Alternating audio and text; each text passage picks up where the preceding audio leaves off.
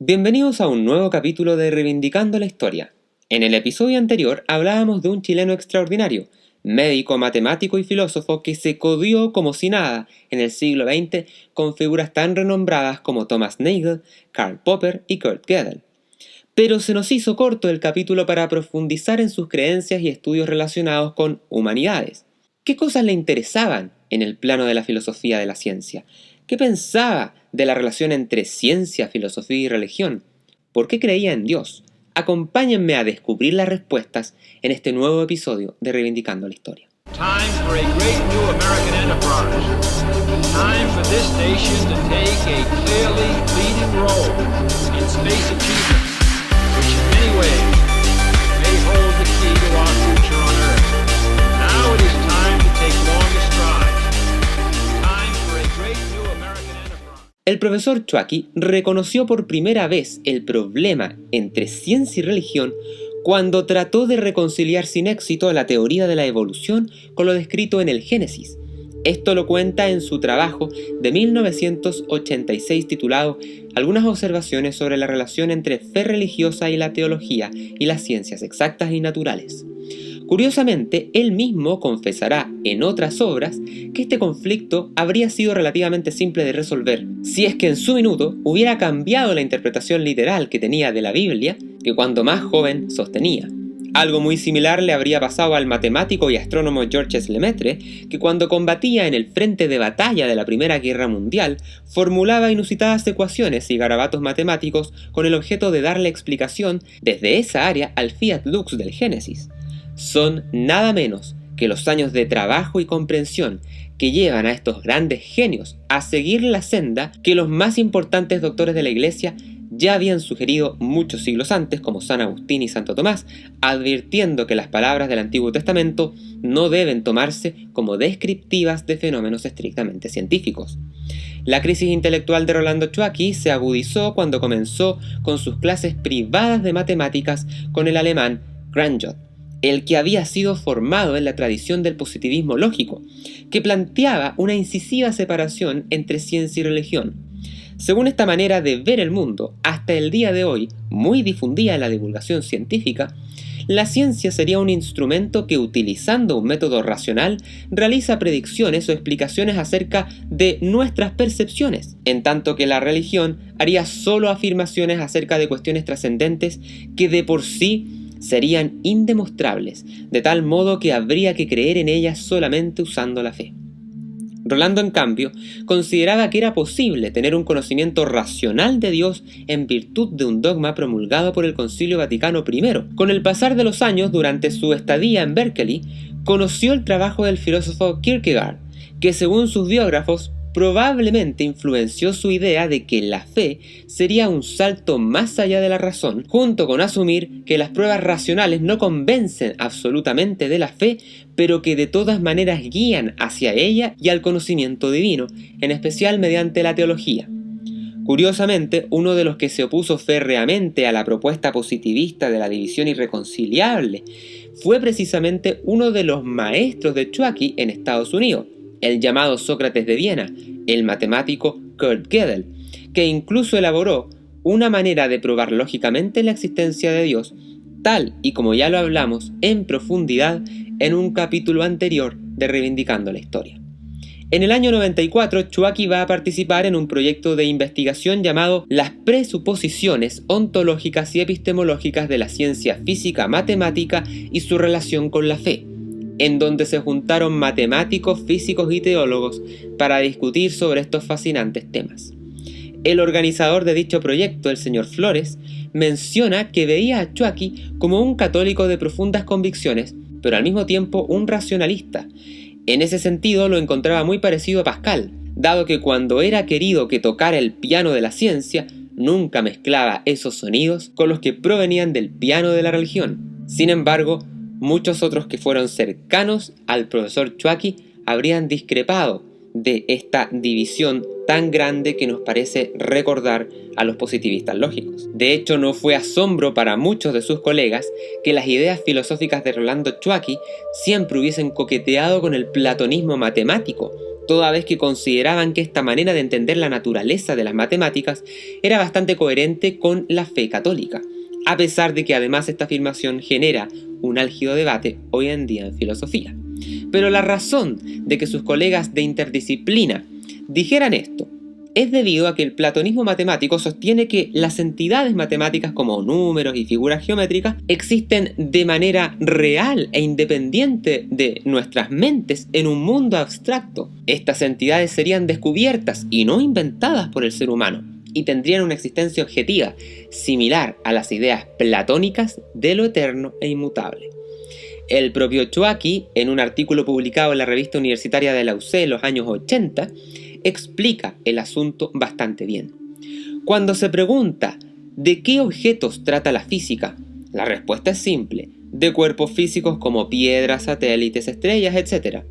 Con la excepción de algunos filósofos, nadie duda de la existencia de tales objetos, porque los podemos ver, tocar y oír. La matemática, por su parte, trata de números de distintos tipos: conjuntos, puntos, rectas, funciones, etc. Ahora bien, ¿existen tales objetos? Creo que la mayoría de la gente ante esta pregunta respondería que sí. Sin embargo, al hacerles notar que no los podemos percibir con los sentidos, que no ocupan lugar en el espacio, ni tampoco cambian con el tiempo, muchos comenzarán a dudar. Entonces se preguntarán, ¿será posible la existencia de tales objetos? Esto también les pasa a los matemáticos, así que si usted se lo ha preguntado, no se preocupe, es un tema que todavía sigue en discusión. ¿Puede la física y la cosmología astronómica probar la existencia de Dios? Esa es la pregunta que nos hacemos en Ciencia y Religión, Dios, Física y Astronomía, desde las implicancias filosóficas del Big Bang pasando por el estudio del ajuste fino, tanto a nivel del universo como del paso de la inercia a la vida, la termodinámica y otros argumentos asombrosos. En Ciencia y Religión nos sumergimos por este gran debate para tratar de responder a la pregunta de si por medio de la ciencia moderna es posible llegar a Dios. Adquiérelo desde cualquier parte del mundo a través de los enlaces ubicados en la descripción de este video. Y de regalo, llévate una versión digital de nuestra revista exclusiva Quasars en español, optimizada para tablet. Te invitamos a que te unas como miembro de nuestro canal de YouTube y así obtener las siguientes ventajas exclusivas. 1. Acceso a todas las clases del curso Astronomía en J.R.R. Tolkien. 2. Acceso a PFW Premium en nuestra página web, en donde encontrarán clases magistrales, análisis de libros y todos los apéndices de nuestros cursos virtuales. Se trata de nuestra biblioteca digital secreta, un espacio creado para nuestros usuarios de cursos virtuales en Udemy, que ahora se extiende como beneficio a los miembros del canal. También obtendrás acceso anticipado a las columnas de opinión, capítulos de Books and Films y de Reivindicando la Historia. Los esperamos. PFW nos une la ciencia, nos apasiona el conocimiento. Y ahora tu membresía en el canal incluye también acceso a todas las clases de nuestro nuevo curso Neurociencia Atomista. Sumérgete por los grandes misterios de la ciencia, la filosofía y la teología de nuestro tiempo. Adéntrate por los más altos confines de la conciencia humana para tratar de arrojar luces a la naturaleza de la conciencia, el lenguaje y la abstracción. Conoce más detalles en los enlaces ubicados en la descripción de este video. ¿Estamos solos en el universo? ¿Qué han opinado los grandes pensadores de la historia universal al respecto?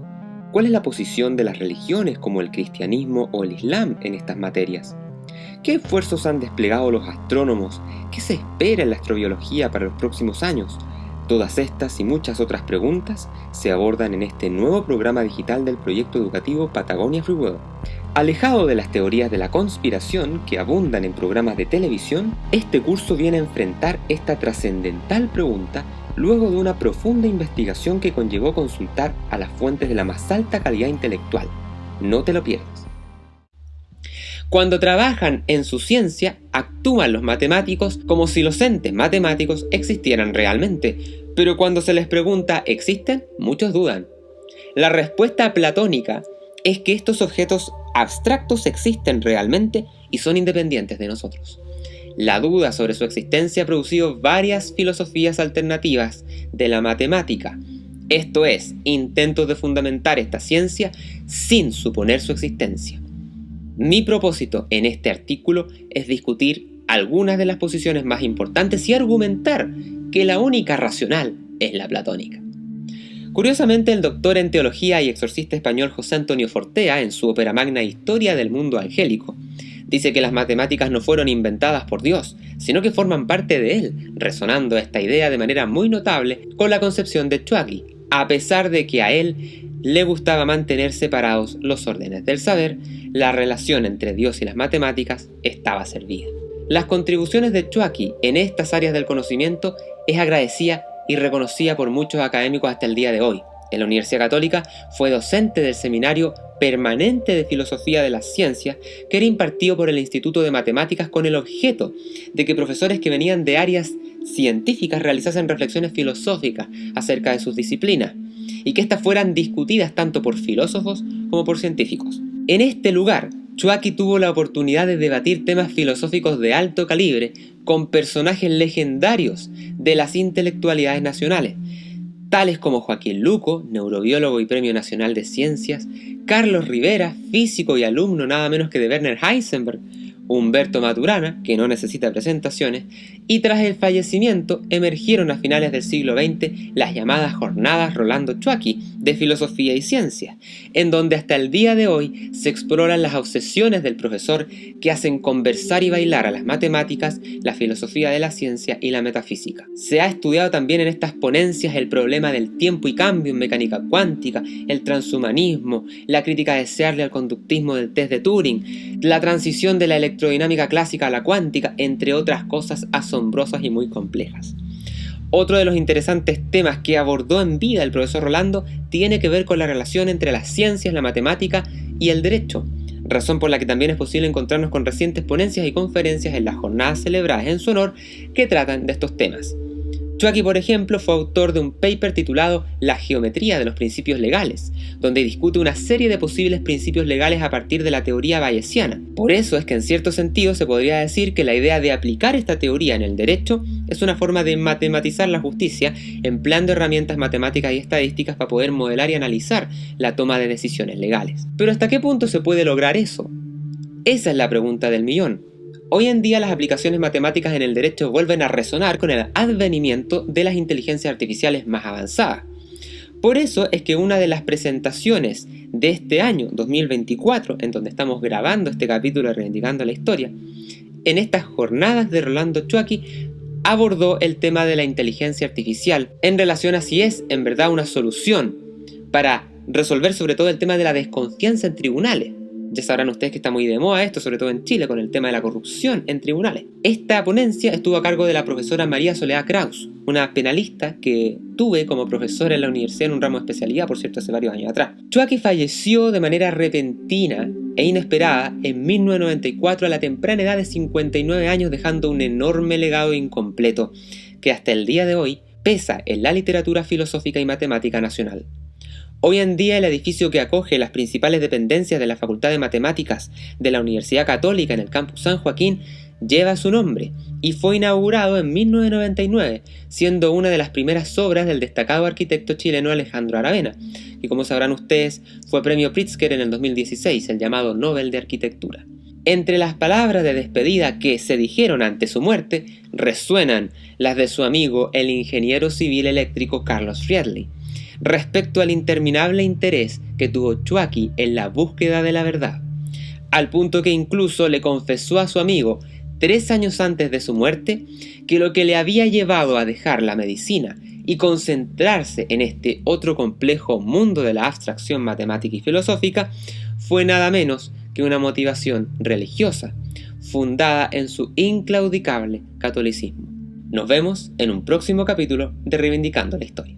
Time for a great new American enterprise. Time for this nation to take a clearly leading role in space achievement.